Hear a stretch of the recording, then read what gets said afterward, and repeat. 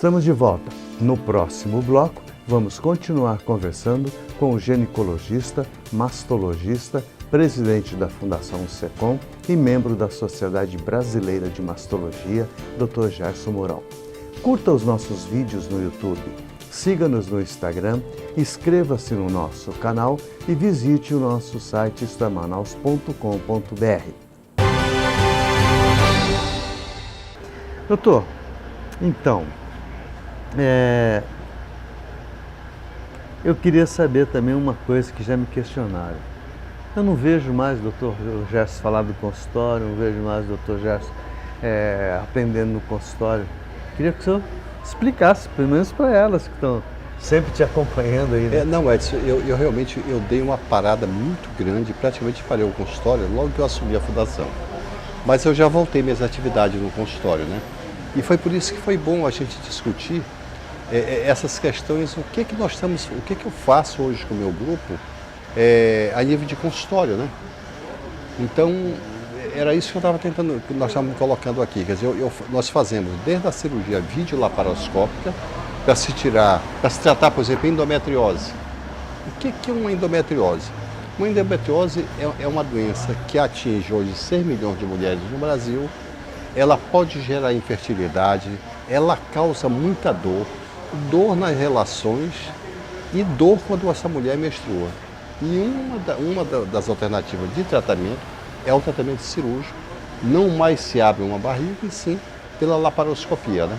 Então isso é um recurso que hoje nós fazemos. Não pela vagina, mas esse não dá para fazer. Não, aí você evita. Isso é melhor pela videolaparoscopia mesmo.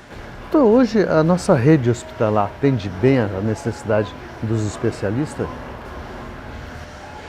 Deixa eu tentar colocar, porque no início do programa você falou assim, sim, mas o SECOM, a quantidade de dinheiro e as pessoas, deixa eu colocar isso para a população entender. O que nós precisamos entender de verdade? É que 85% do atendimento hoje do povo brasileiro, ele depende exclusivamente do SUS. Olha a demanda que nós temos. Então, 85% depende disso. 14% depende dos planos de saúde que está aí. E 1% é o pagante, o cara que tem dinheiro vai lá e te paga. Então, é assim que está distribuído hoje os pacientes no Brasil. Então, o Amazonas não é diferente. Né? Você tem aquela estrutura para você atender essa quantidade enorme de pessoas. E também aumentou por quê? Porque as pessoas começam a perceber que tem um tratamento melhor, estão sendo usadas drogas um pouco mais caras que não são pagas pelos outros convênios, e eles terminam indo para a própria fundação. Então, o SECOM cresceu muito na sua demanda de quimioterapia e de cirurgias. E o crescimento do SECOM também acompanhou esse crescimento de pacientes? Para você ter uma ideia, o que aconteceu? O SECOM, nós temos, aliás, 9 centros cirúrgicos lá dentro, 9 salas, melhor dizendo. Isso, e o tempo todo que o SECOM foi criado, ele só conseguia colocar 4 ou 5 salas para funcionar. Então agora, na nossa gestão, nós conseguimos colocar as 9 salas para funcionar. E mão de obra, que é o principal? Mão de obra sempre é o ponto crítico que nós temos, né, em toda a área da saúde, essa deficiência que tem. Mas mesmo assim a gente está conseguindo dar conta. Doutor, e os cânceres então, de um modo geral, como é que estão? Assim, recentemente nós tivemos um encontro e assim, o câncer, por isso que nós temos que estar muito em alerta em relação ao câncer. A tendência do câncer já está muito claro. Ele vai cada vez aumentar mais. Cada vez vai aumentar. Então, nós tivemos esse encontro lá em Brasília, e neste encontro lá ficou muito claro de que no ano de 2030, se nada for feito, nós vamos ter um aumento de quase 50% na quantidade de câncer que hoje nós temos. Então isso é algo extremamente preocupante e já está sendo anunciado. Então nós precisamos buscar uma saída. A saída dentro do Estado, nós já anunciamos 2 vezes dentro da Assembleia Legislativa, né? Mostrando que o grande entrave para as pacientes chegarem com câncer já avançado e sem chance de cura dentro da fundação é porque nós precisamos de quê? De um centro diagnóstico. O senhor bem colocou dentro da Assembleia. E a participação dos parlamentares, como é que estão nessa ajuda para ver se o SECOM sobe, se o SECOM cria uma autodependência? Edson, de um modo geral, hoje, quando as pessoas entram dentro do SECOM, elas têm um impacto diferente, porque ela começa a perceber que ele não é mais aquilo que era antes. Nós melhoramos bastante o SECOM. E aí eu tenho que botar aqui o quanto os parlamentares nos ajudaram, né? Por exemplo, nós tínhamos um problema histórico ali dentro, que é a questão meu nome, de esgotos, né? Então, a nossa ETE, nossa Estação de Tratamento de Esgoto, ela sai diretamente da Fundação SECOM e cai dentro do riacho lá. Isso não pode acontecer. E aí, nesse caso, entrou o senador Plínio Valério, bancou essa 1.700.000, se eu não me engano. E nós estamos em fase de resolução para tentar construir isso aí. Então você vê, são problemas que são invisíveis, as pessoas não veem isso. Não vê, mas entendeu? acontece. Quer ver um outro exemplo? Os banheiros da Fundação SECOM. Como eles não obedeciam, quando ele foi construído, ele não obedeceu o que chama de RDC, são as normativas que tem, eles tinham um boxe. Lá, o senador também bancou essa reforma que está sendo concluída agora. E como essas RDC não eram cumpridas, nós já formatamos de uma outra forma para poder entrar uma cadeira lá dentro. Né?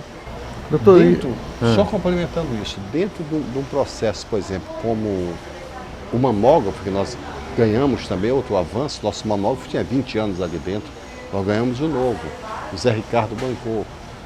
Périx, a ajuda que ele nos deu, uma ajuda fantástica, porque hoje a endoscopia do SECOM, ela deu um enorme salto em função dessa emenda que foi dada por ele. A nossa urgência hoje melhorou, Périx se bancando lá. Entendeu? Então nós tivemos tudo isso aí. esses centros de diagnóstico que tá já em fase final, né? Isso também tem emenda parlamentar? Já? Tem sim. Isso foi um processo que começou com o deputado Nicolau, que ele deu lá 2.500.000 para a gente fazer esse processo. Ele levou o Dr. Cruz, que é o projetista, né? Então foi projetado tudo e eles doaram isso para a Fundação. Então é uma doação que foi dada para nós. A gente tem que diferenciar uma coisa. Depois eu quero voltar, eu vou aproveitar agora que eu não quero ser injusto com nenhum. Bosco Saraiva foi um outro cara que também que deu bastante dinheiro para a Fundação do SECOM. Senador Eduardo Braga também. E de Manaus eu não posso esquecer o Sinésio, que nos ajudou bastante, o Wilker Barreto também. E uma pessoa que eu senti muito a saída dele da política, que é o Serafim. Né? Mas voltou para o governo. Ele está voltando. Mas assim, ele foi o cara que mexeu na nossa endoscopia, ele que começou o processo lá dentro. Aí depois o Pérez chegou e alavancou o movimento. Bom, lembrou vocês que o Dr. Gerson Mourão tem o seu consultório no edifício Rio Negro Center, 4º andar, sala 420, telefone 99981-8994. E o churrasco da Vila, sim. Eu queria complementar uma coisa. Quando você falou, negócio do dinheiro e tal, por exemplo, você tem uma apendicite ou uma vesícula, quando você compara isso com o tratamento do câncer, não tem o que comparar. É caríssimo uma cirurgia. Por exemplo, você fazer uma cirurgia de um câncer do útero é infinitamente maior do que, por exemplo, a mulher tem um mioma e você vai lá e tira aquele útero. É muito mais barato. Mas o câncer, todo o tratamento do câncer, ele é caro. Pois é, não deveria, por isso, né? Pois é. E é por isso que nós temos que apoiar os movimentos dentro da Fundação. Por exemplo, você vai dizer, por que Barretos eles são apoiados, porque o AC Camargo é apoiado? Existe um processo de ordem legal onde eles podem receber doação. O nosso não funciona exatamente assim. Por isso nós temos E o que falta, doutor? Falta alguns entraves de ordem jurídica lá dentro, que nós estamos procurando ver o que a gente pode fazer. Por falar nisso, tem uma pessoa, o nome dele é Paulo. Nós já iniciamos um processo agora, onde ele vai, por exemplo, cuidar da ludoteca lá das crianças. Ele vai reformar todinha a ludoteca. E ele disse, eu vou reformar e a cada 6 meses eu venho, se for preciso, tiver quebrado alguma coisa, eternamente nós vamos manter essa ludoteca. Então esse é o primeiro passo. E o que ele pediu? Que coloque o nome do pai dele, que morreu de câncer dentro da fundação. Então ele volta, mas ele volta diferente. Ele volta para levar um grupo para tentar nos ajudar no setor. Muito justo o nome dele. Bom, doutor, eu queria fechar esse bloco também. O senhor colocou o judiciário.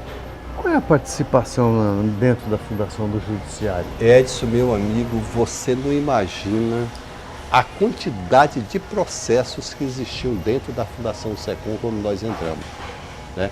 Era uma quantidade enorme. Então a primeira coisa que nós começamos a pensar foi o seguinte: nós temos que botar um corpo jurídico, né, competente, e tem que se aumentar a quantidade dessas pessoas.